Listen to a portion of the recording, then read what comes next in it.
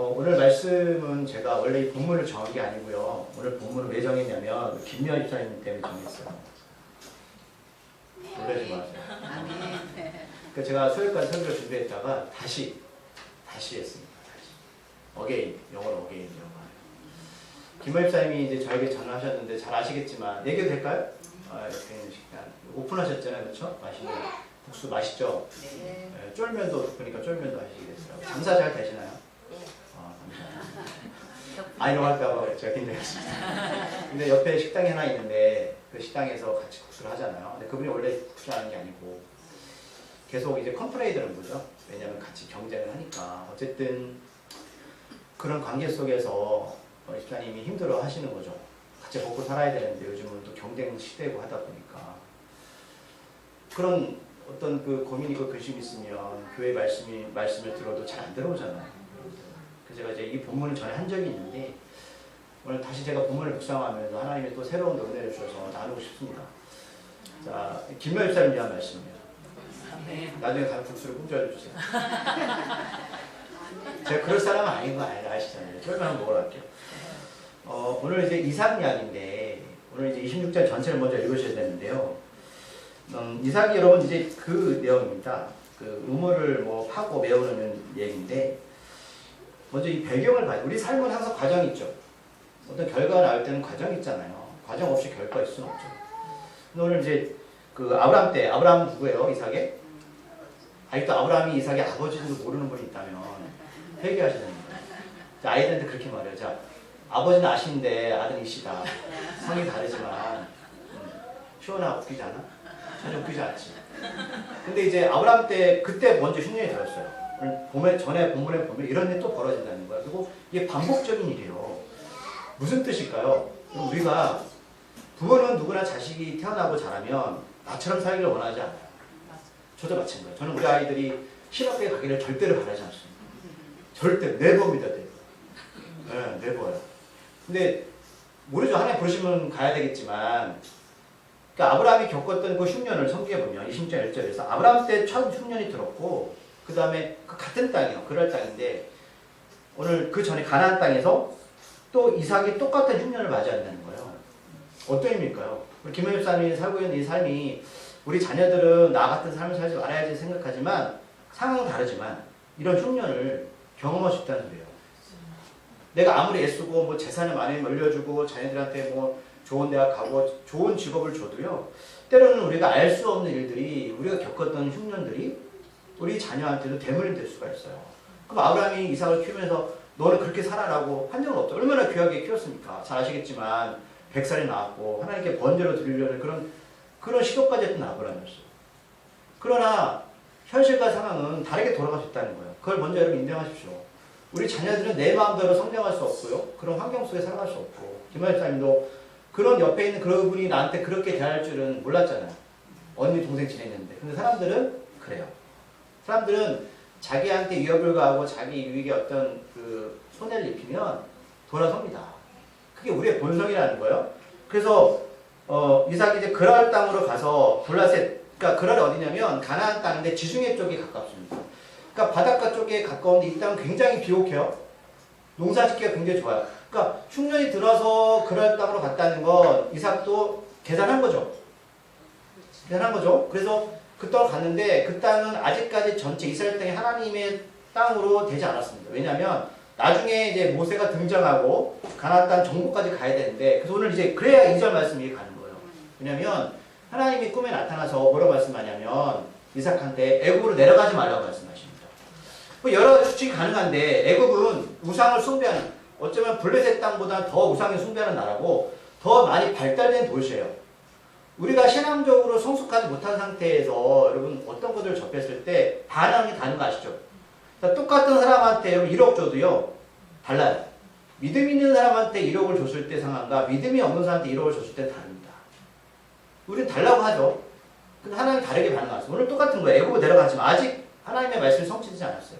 그래서 어떻게 하냐면 이삭이 그 말씀대로 그랄 땅으로 가는데 그때 하나님 말씀 보면 26장에서 3절부터 5절까지 아브라함한테 줬던 약속을 다시 말씀하시거든요. 근데 이거는 이삭한테 준 게 아니라 아브라함한테 먼저 줬어요.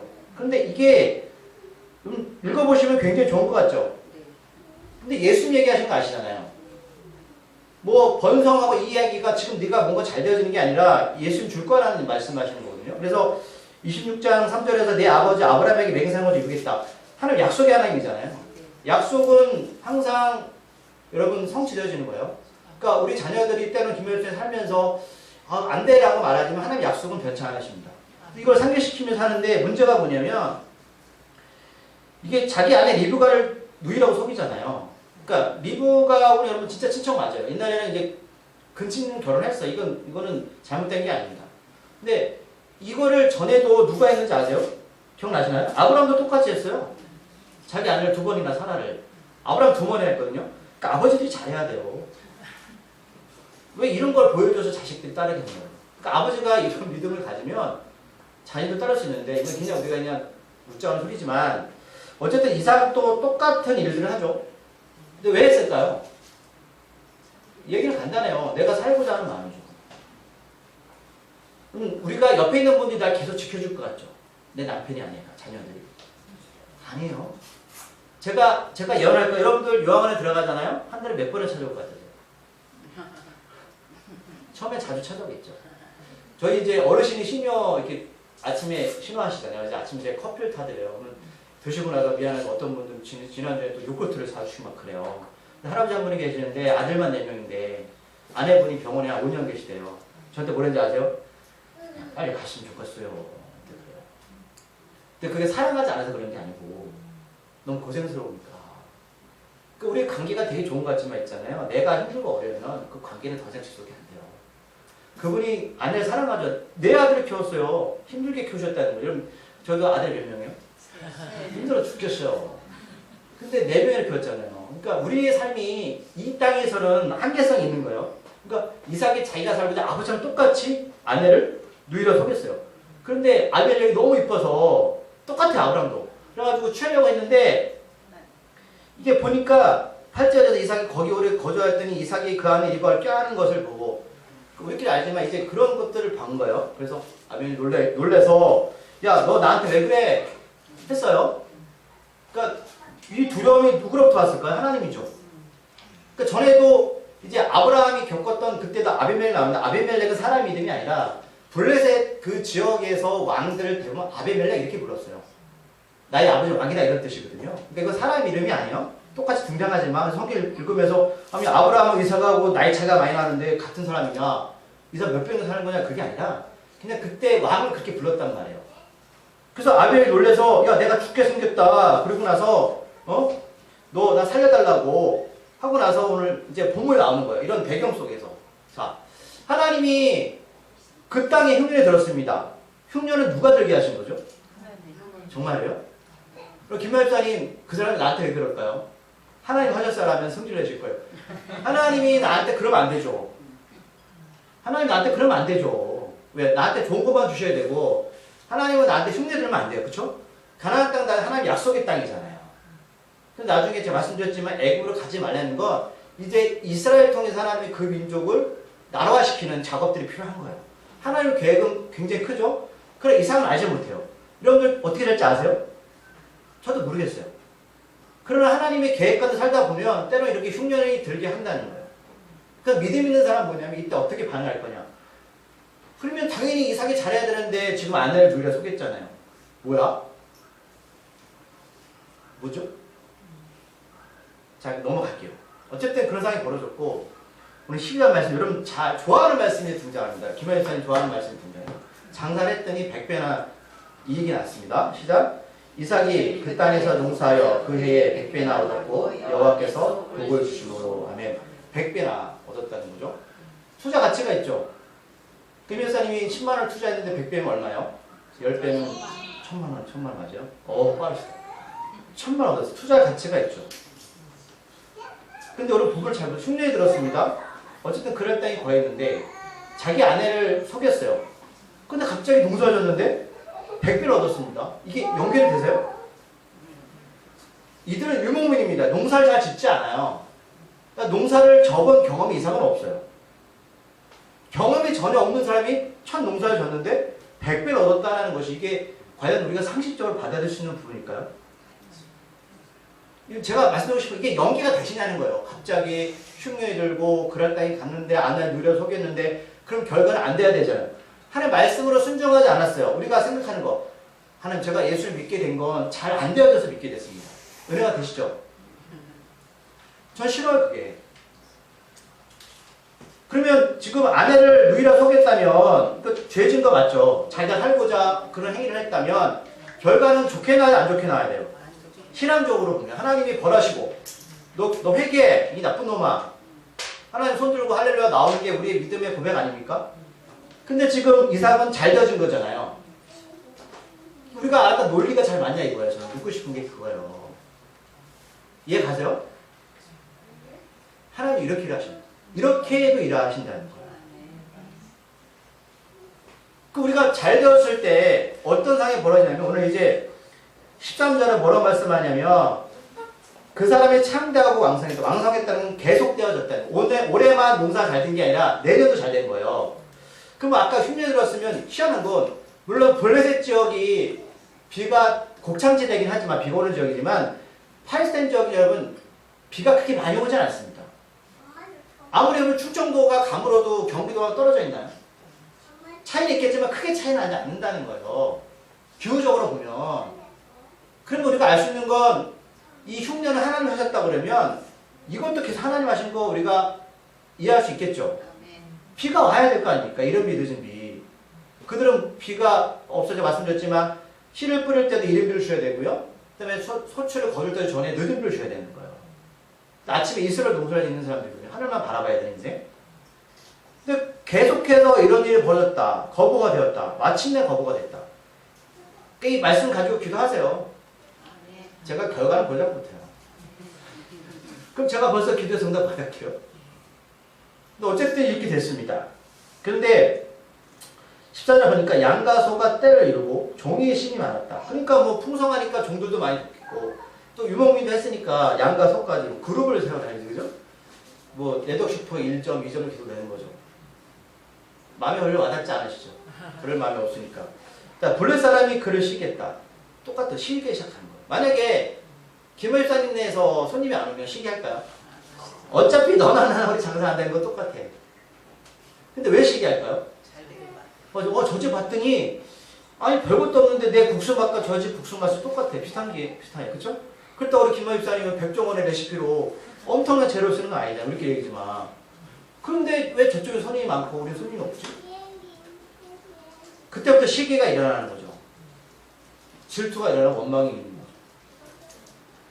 하지만 이삭은 하나님을 아는 사람이고 이 블레 사람들은 하나님을 알지 못해요. 그럼 하나님 안다고 해서 여러분 다 시기하지 않는 건 아니에요. 시기해요. 교회 보세요. 보면 제가 말씀드린 적 있나요? 어느 가난한 좀 약간 어려운 형편의 권사님이 자녀를 이제 농고 보냈는데 농고에서는 대학교가 좀 편하잖아요. 그렇죠? 서울에 인서울을 했습니다. 그랬더니 그 주변에 있는 권사들이 난리가 난 거예요. 이 좀 재산이 있는 사람들 막 과외도 시켰을 거 아니에요. 그래가지고 자기네 자녀들은 청주에 있는 대학교에 못 갔다고 그거를 막 사랑해주고 어떻게 보면 뭐 즐거워줘야 되는데 싫은 거예요. 우리는 이만큼 투자해도 우리 애들은 청주에 있는 대학교에 못 갔어. 근데 이 친구는 농구가 나는 서울에 인서울을 했어. 그게 시기할 일입니까? 시기를 하더라니까요, 교회 안에서. 그럼 본인들이 받은 복은 뭐예요, 지금까지? 복을 많이 받은 학원도 보내고 좋은 환경에서 애들 공부도 시켰어요. 이분은 돈이 없어서 농구를 보냈습니다. 애들이 공부를 못해서. 그런데 어쨌든 하나의 은혜로 갔습니다. 기회가 된 거죠. 그러면 축복해주고 본인들이 받은 거 하나도 기억을 못하더라니까요. 그러면 시기는 정도가요 굉장히 커요. 김 여사님 막 그런 것들 이해를 못하는 거니까 이해하지 마세요. 그 이해로 되는 게 아니라 사람이 번성에 그렇다고. 자, 그런데 15절에서 이삭이 아버지 아브라함 때 그 아버지의 종들이 판 모든 우물들을 막고. 그러니까 전에 이런 목축을 하려면 뭐가 필요하죠? 우물이 필요하잖아요. 팔스타인 지역이니까. 농사를 우리가 저수지에 물을 끌을 수도 없고. 근데 그때 아브라함이 판 거예요. 20장에 보면 이따 말씀드릴게요. 아브라함이 먼저 판 거거든요. 근데 그 아버지도 그랄 땅에 있다가 떠났어요. 그 땅을 어떻게 정보를 얻어서 팠는데 시기하니까 흙을 메웠습니다. 그 우리 반응이죠. 자, 나한테 시비를 걸어요. 잘못한 게 없어요. 어떡하죠? 맞짱 떠야죠. 싸워야죠. 제가 자꾸 제 가정 얘기했는데 오후에 차를 빼려고 했더니 큰 차가 25인용 차가 그 제가 계속 이거 좌회전에서 들어오는 거 제가 양보해 줬거든요. 근데 25인용 그 유치원 차량 어떤 여자분 기사인데 저한테 뭐라 막 그러는 거예요. 제가 순간 승진이 나가지고 아니요 라고 했는데 그러다가 순간적으로 더 생각이 붙었어요. 왜요? 저 목사인 줄 알면 안 되잖아요.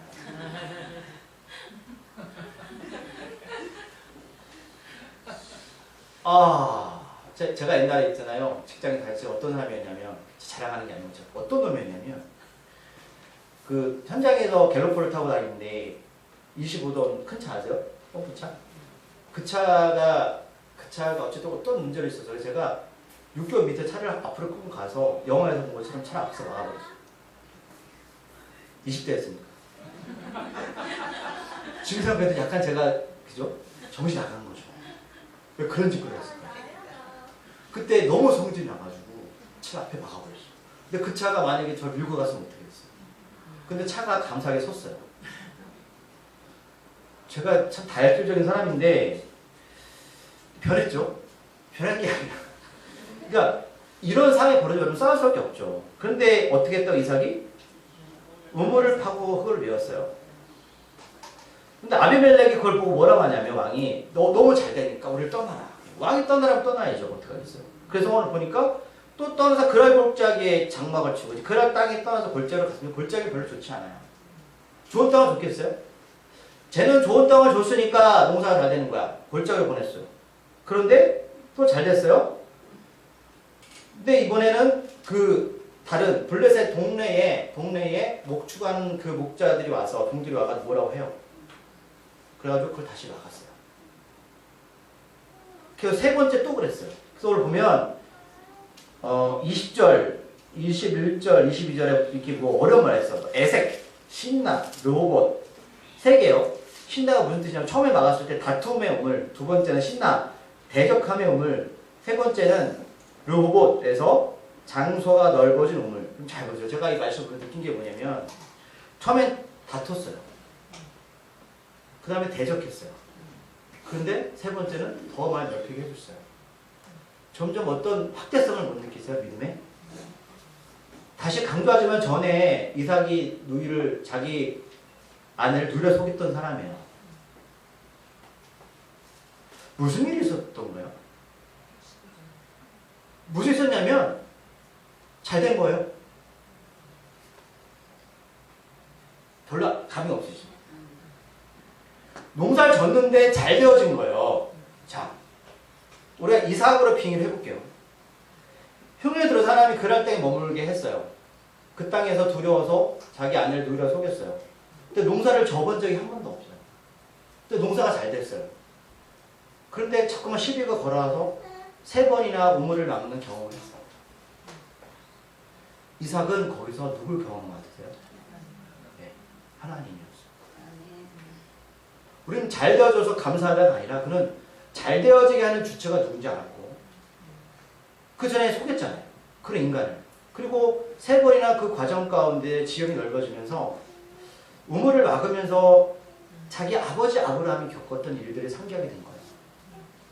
우리 아버지 여기서 똑같이 겪었지.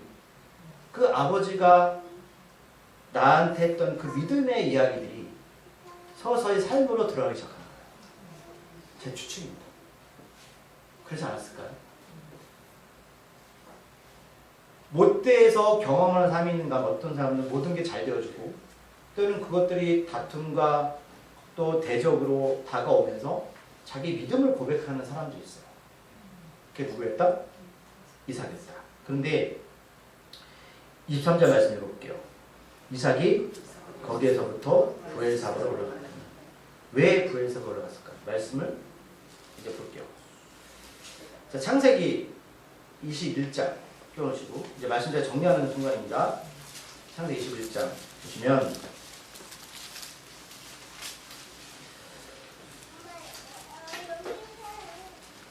이게 무슨 내용이냐면 똑같이 이제 그 아브라함이 자기 리브가를 그럴 때 모르면서 속이고 나서 아비멜렉이 나오죠. 그렇죠? 그러면서 22절 말씀을 볼게요. 그때에 21장 22절 그때에 아비멜렉과 그 군대 장관 비골이 아브라함에게 말하이르되 내가 무슨 일을 하든지 하나님이 너와 함께 계시도다. 아멘. 이것도 똑같이 자기 아내를 속였던 장면이었어요. 꿈에 나타난 하나님이 하지마 그랬고 이제 아비멜렉과 비골은 이것도 똑같은 군대 장관이 또 나올 건데 와서 하나님 너와 함께 하시는 걸 알겠다. 뭘 하시는 걸 알겠다는 거예요. 속였는데. 근데 느꼈다는 거예요. 그러고 나서 이제 둘이 어떤 맹세를 몸을 두고 맹세하는데 자 28절 보면 아브라함이 일곱 암양 새끼를 따라 놓으니 일곱 암양을 번제로 드리고 서로 약속을 매겨요. 그래서 31절에 부엘사바의 뜻이 뭐냐면 일곱의 우물이라는 뜻이에요. 언약이라는 뜻, 언약했다. 부엘사바. 여기서 33절에 보면 아브라함이 뭐 하냐면 부엘세바에서 일곱 물이 좀 있으니까 에셀나무를 심잖아요. 에셀나무가 뭐냐면 특징이 있는데 이 나무는 굉장히 번식력이 좋고요. 생명력이 있고 이 팔탄 지역에서 많은 사람들이 와서 쉴 수 있는 곳이죠. 그래서 지난 로뎀나무와 달라요. 그러면 왜 에셀나무일까? 생명나무를 심은 거예요. 지금 아브라함이 그 약속의 우물에서 하나의 언약 가운데 일곱은 완전한 숫자잖아요. 하나님께 예물을 드리고 나서 그곳에서 그는 생명나무를 심었어요. 그래서 아까 다시 넘어가면 그런 일을 겪고 나서 자 이삭이 어디로 갔다고요? 부엘세바로 갔어요. 아브라함이 하나님께 에셀나무를 심은 그 땅으로 간 거예요. 이게 우연일까요? 그럼 내가 경험한 하나님 우리 자녀들 몰라요. 몰라요. 김 박사님이 이러한 고통을 앞을 말하면 저도 잘 몰라요. 우리 장사해본 적이 없잖아요. 와가지고 맨날 시비 걸고 어떻게 반응해야 되지? 하나님 살아계시다며요. 싸워야 되나요? 말아야 되나요? 근데 저는 확신하는 하나님이 계획이 있으시더라는 거예요. 그 계획은 저는 보겠어요. 물론 본인이 힘들어요. 그래서 나의 아픔은 남들이 알 수 없어요. 이삭이 아브라함이 이런 겪었던 부엘세바에서 겪었던 아비멜렉과의 관계를 알았을까요? 자기 다짐했 나는 절대로 우리 아빠처럼 나의 아내를 누이라 속이지 않을 거야. 맞아요. 근데 삶은 이렇게 쳇바퀴로 돌아간다고. 그게 우리 삶이에요. 하나님 그런 조건을 만드신 거죠. 그렇죠? 그래서 그 밤에 26장 24절 읽어볼게요. 시작. 그 밤에 여호와께서 그에게 나타나 이르시되 나는 네 아버지 아브라함의 하나님이 두려워하지 말라. 내 종 아브라함을 위하여 내가 너와 함께서 내게 복을 주어 내 자손이 번성하게 하리라 하시니라. 아멘. 아브라함이 왜 하냐고. 이삭은 지금까지 아브라함의 아버지였지만 믿음의 아버지는 아니었단 말이에요. 경험을 못했어요. 아브라함을 위하여 내가 너와 함께 있겠다는 거예요. 그 약속 때문에, 부엘세바 약속 때문에. 이삭은 지금까지 아브라함의 하나님이었지, 하나님이. 나의 하나님이 아니었어요. 아니었을까요? 흉년이 들고 자기 아내를 속이는 그 순간, 무엇이 잘 되어주고 우물을 메우는 그 순간부터 그는 내가 누군지 알았다는 거예요. 나는 정말 내 아내도 누이를 속일 만큼의 사람이에요. 난 농사를 한 번도 져본 적이 없는데 하나님 일하신 걸 경험했어요. 잘 되어진 게 결말이 아니라고요. 25절 이삭이 그곳에 제단을 쌓고 여호와의 이름을 부르며 거기 장막을 쳤던 이삭의 종들이 거기서 우물을 팠더라. 부엘세바 언약에서 에셀나무를 심은 것처럼 여러분 제단은 뭐죠? 생명이잖아요. 예배자. 전에 싸우면 안 돼요? 안 돼요. 하나님 누군지 모른다니까요. 하나님 누군지를 모른다고요. 내 몸만 있다고 그게 하나님께 드려진 예배가 아니라고요. 여러분들이 자리가 성교의 터전이 되어야 되는데 하나님은 그걸 원하신대요. 그래서 흉년이 들게 하시고 나라는 존재를 깨닫게 하시면서 때는 잘 되어졌을 때 반응을 보신다고요. 그 이후에 이제 아비멜렉과 또 비골이 찾아와서 막 뭐라 얘기하면서 뭐라 하냐면 28절 말씀 읽어볼게요. 그들이 여호와께서 너와 함께 계심을 우리가 분명히 보았다. 아멘. 그럼 왜 본 거예요? 지금 이삭이 한 게 뭐 있죠? 잘 되었을 때 이삭이 본 게 아니라 계속 피해가면서 우물을 메우는 그 사건을 보면서 처음에는 의심했겠죠. 내가 쫓아냈어요. 골짜기로 또는 어디로 가는데 의외로 그곳에서 하나님 일하심을 경험하는 거예요. 척박한 그 자리가 하나님이 함께 하시는 자리가 되었다는 거죠. 저는 이게 복이라고 생각을 해요. 뭐든지 저기 가면 잘 돼가 아니라 우리가 볼 땐 그 자리는 척박한 자리였다는 거죠. 근데 그 자리가 복의 자리가 됐다는 거예요. 어쨌든 그 내용이에요. 그 33절 말씀 마지막 읽을게요. 그가 그 이름을 세바라 한지라. 그러므로 그 성읍 이름이 오늘까지 그의 세바라. 일곱 약속이 없는 하나님의 에셀 나무를 심었던 이삭이 하나님께 제단을 서고 예배를 드렸던 그곳이었어요. 김현자님의 그 삶은 저도 잘 모르겠습니다. 베풀이에 못해요. 그러나 기도하시고 여러분 이때 이삭이 마음은 어땠을까요? 화나죠. 그런데 왜 이렇게 이 사람이 변했을까? 나름대로 한번 기도하시면서 그 과제를 읽어보시고 적용을 해보시기 바랍니다. 이게 중요한 거죠. 점차적으로 그 상황들이 바뀌어요. 맞아요. 자, 우리 기도하겠습니다. 하나님 아버지, 우리의 삶이 때로는 나는 저렇게 살기 싫어라고 외치지만 부모의 인생을 답습하게 되고 때로는 우리 엄마 아빠의 하나님이었지만 나는 하나님이 없다라고 살아왔던 내 인생 가운데 이삭처럼 동일한 사건을 바라보면서 참 하나님의 일하심과 계획은 우리가 예측할 수도 없고 또 우리가 어떻게 하나님의 마음을 읽을 수 없는 상황들을 보게 됩니다. 도대체 이삭이 어떤 일이 일어난 것일까요? 누이라 속였던 그가 잘되어졌을 때 문득 시기와 질투가 몰려왔고 우물을 3번이나 메우는 그 과정 가운데 그는 아브라함의 아버지 우물을 메우면서 어떤 믿음과 신앙의 생각을 가지게 된 것입니까? 그리고 아비멜렉이 그를 보면서 하나님이 너와 함께하는 것을 내가 보았다는 그 고백을 우리가 크나큰 메시지를 전해줍니다. 더 큰 힘센 사람들이, 권력 가진 사람들이, 때로는 힘 있는 사람들이 나를 시기하고 나를 죽이려고 하지만 우리에게 브엘세바 약속이 있습니다. 약속을 붙잡고 살아가는 사람들은 하나님이 함께 하시는 사람입니다. 그 브엘세바에서 하나님께 제단을 쌓는 사람이 되게 하여 주시옵소서. 누구의 하나님이 아니라 나의 하나님, 내가 경험한 하나님이 되어서 내가 그들한테 그 살아계신 하나님을 전하고 즐거운 자의 삶을 살게 하여 주시옵소서. 예수님의 이름으로 기도드립니다.